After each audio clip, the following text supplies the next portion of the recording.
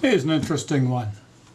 Kodak Retina IIa camera. As you can see, it's got a bit of a problem. It won't open or close. So, what's going on here? Well, first off, of course, we can see the focus scale ring's not at infinity, so it was never going to close when that's not at infinity because it cuts out the locks. But what about the door here? Well, you'll notice that the lens standard is anything but square with the body. And if I look at this here, I can see that this arm, the pin is not in the slot. And at the top of the body, the pin's not in the slot either. In fact, it's behind the plate at that point. So we've got to see if we can get this thing back in working order. So what I'll do is, starting at the top, I'll just put a screwdriver underneath that arm, lift it slightly and bring the arm forward. At the moment, that pin is now bearing on this surface. It hasn't dropped into the slot, and I'll just swing that forward. This pin slid forward into the slot, and this pin slid forward into the slot. We'll check that the focus moves. It does.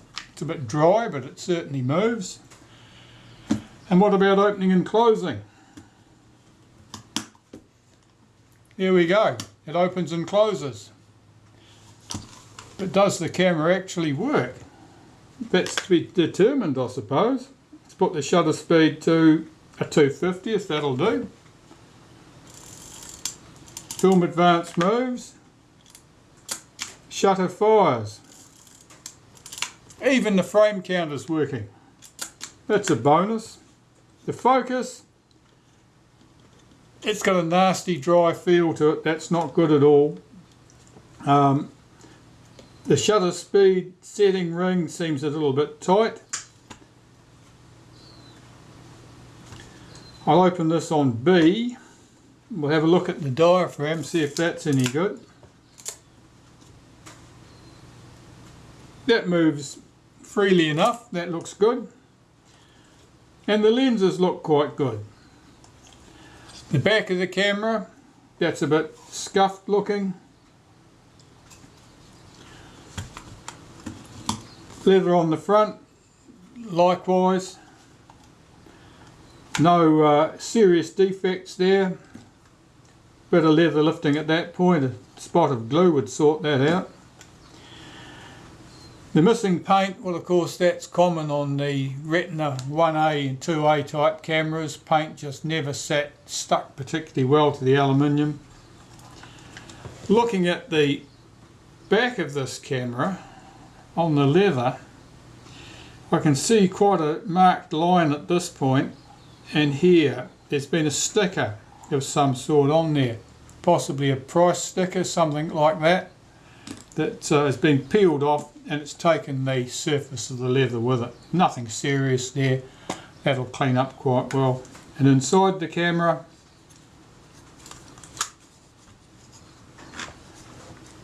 not an awful lot to tell. It appears quite tidy. The lenses actually look pretty good. Does the rangefinder work? Oh, it's very foggy. It does work. It's even relatively accurate, at least at infinity. So, this one I'll put aside for the moment. This one is certainly one to be serviced and then off to a new home, I think. It should make an interesting story. It's already given us something entertaining to look at, that jammed front door. And how did it come to be like that? Well, we know that the arms, both top and bottom, were back from where they should be. It means that the door has probably been pushed in while the front was extended. How would you achieve that? Well, one good way of doing it, of course, would be to drop the camera. If you drop the camera and it hit the door, that would certainly probably be enough force to cause those pins to pop out of place. But I think that's probably our best bet. The only alternative answer is if somebody was to try and force the thing shut.